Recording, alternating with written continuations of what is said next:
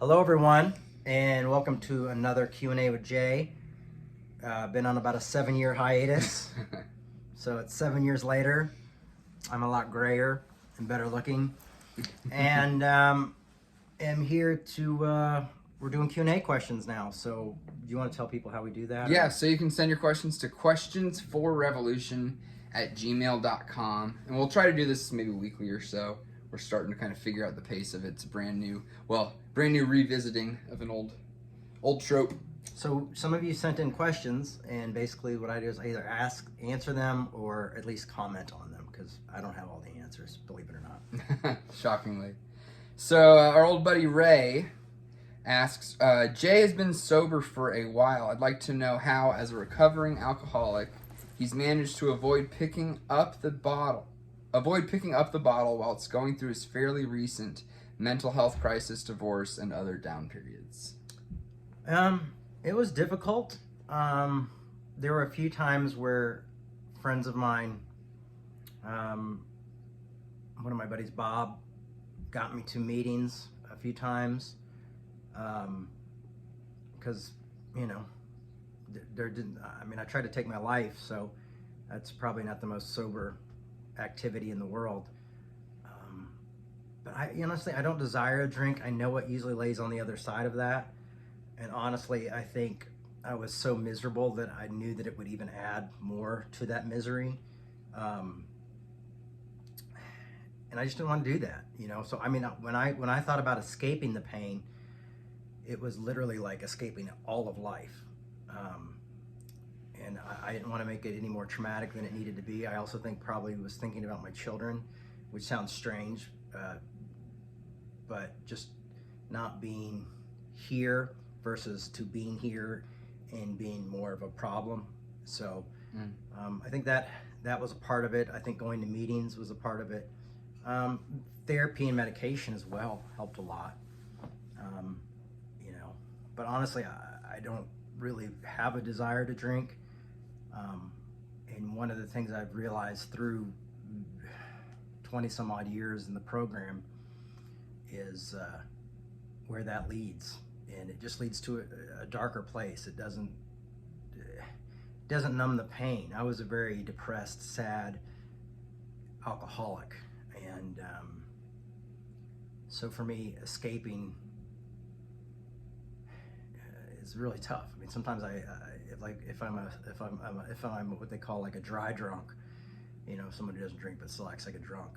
I think my addictions lay more in sleeping a lot, avoiding anything productive, or retail therapy or something like that. Those are the kind of the areas that I filled those gaps with. So yeah, that's how I did it, and just having good friends. So not that could have happened really easily. I just I didn't want to go it was the darkest it had ever been, and I just didn't want to tempt the darkness to go even deeper. And I don't think if I would have drank, I don't think I would have survived it. I think I would have probably done some really stupid things and probably hurt my family more. So yeah. And I remember, we can take this out if you're uncomfortable with it, but I remember during some of those darkest times wondering, if relapse was going to happen, but it was obvious that it hadn't, because you were still functional to the extent that you were. You were still, even though you were in a dark place, and you and I had a lot of sad exchanges. We did. But yeah, if you had gone back to the bottle, I don't know if I would have seen you there. I don't know what the hell. No, yeah, I don't know. I probably would have crashed my car. And been in jail or successfully died. Things were not pretty. They were very, very ugly, but I know they could have been a lot uglier if you had been drinking. Brian Yarbrough, good buddy Brian, asks, what does the church look like in 10 years, 20 years? The church is kind of an abstract idea. I hope the church has...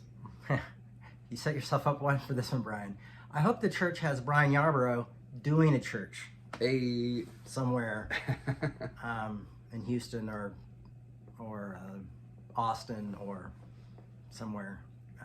There are enough Texan Revolution members that you could probably pull that off. Yeah, I mean, it's just not the biggest payday. It doesn't pay the bills, but I've always thought, I don't think of the church in the sense of teams, but for this we will. It's always like, you just have somebody who's an excellent player, and really the best at what they do, and are completely genuine, and it comes to them naturally.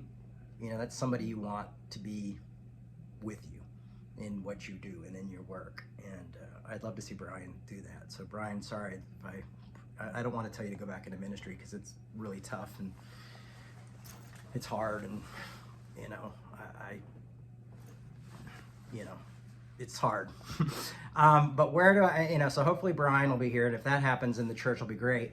If not, I think the church is, with the whole COVID-19 thing, is learning that it doesn't have to be a building. It's funny because I've been doing online ministry for 15 years, give or take, a day or two, and I remember all the conversations of people saying you can't have church online because you can't have a real community. You can't take communion online. We've done all that, and it's been really served us well, and it's really the only reason Revolution still exists is because we're an online community, and we interview members of the church. We talk online. If we're in the cities, we see each other. So I hope that more of churches will start to grasp that, because I think that's where the church is headed, is to more of a personal place, because I think a lot of people are intimidated by going into buildings. Yeah. And I think for a lot of people who do attend church in public, it's usually like, oh, well, I like the music, or I like the liturgy, or I like, the practice, or I like the community. Rarely do you hear like, I like the sermon. I mean, that happens sometimes, but usually it's all the other things. And I think you can get that a lot of places, and I think the church will still be around, but I think the church will definitely be morphing into more of an online thing. And I think unless we stop infighting the way we are, politically especially, and scapegoating each other, I don't know how long we'll survive, because I don't feel like I want to be a part of a mess where I'm constantly arguing with, because I don't fit in anymore. I don't feel like I fit in anywhere, progressive or conservative, so I feel like I'm caught in this like weird, like, mom and dad are fighting all the time and I don't know what to do, and I feel like a lot of people probably feel that way, it's like the screaming, it's hard to think over the screaming. So we'll see. Yeah, but yeah, I don't know. I'm not a psychic. Or am I? Or are you? Our last question's a bit of a long one, a little more philosophical. Miguel asks, and this is a specific one about your talk, I believe, entitled Living in Resurrection. He says, the talk was great, and like Jay, I also have some issues with it. For me, it overshadows Jesus' sacrifice, the ultimate sacrifice for mankind, and the eternal death sentence was paid in full by his death. But I asked Jay's opinion on the following. If Jesus had never been resurrected, would it be enough to first believe in him, accept gracefully his sacrifice, and subsequently obtain eternal life? I guess he's asking, would the exchange of salvation being available still happen without the resurrection? Personally, I say yes. That's how it sounds to me. What he's asking. Personally, I say yes. Blessings to Caleb, Jay, and the Revolution family. I don't really subscribe to atonement theory, so I felt like the sacrifice that is seen as being a sacrificial act of Jesus on the cross was the best understanding that they had of the time of why Jesus was being crucified and killed. And now this will probably cost me a lot of followers and members, and I'm sorry.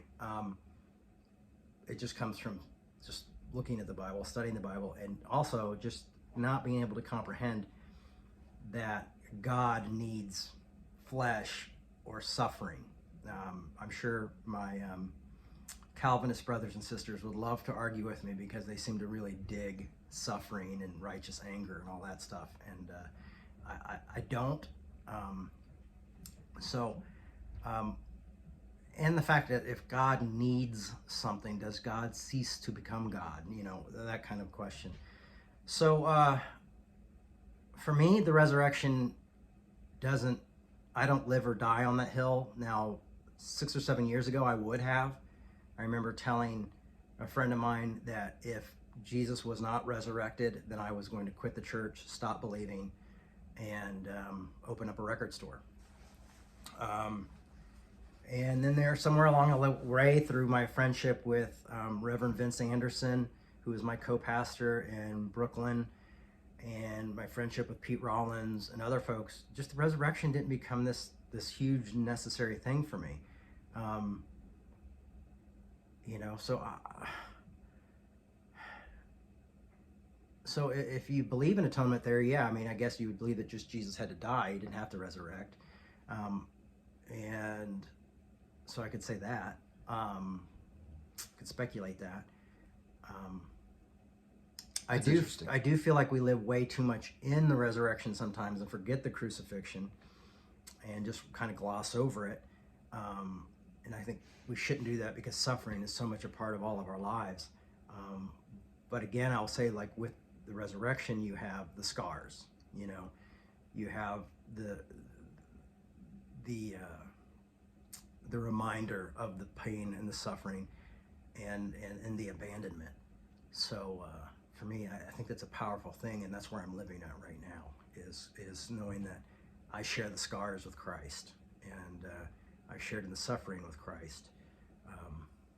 You know, by that I mean having all certainty ripped out from underneath my feet, having everything I believed, everyone I depended on, all of a sudden not be a foundation anymore.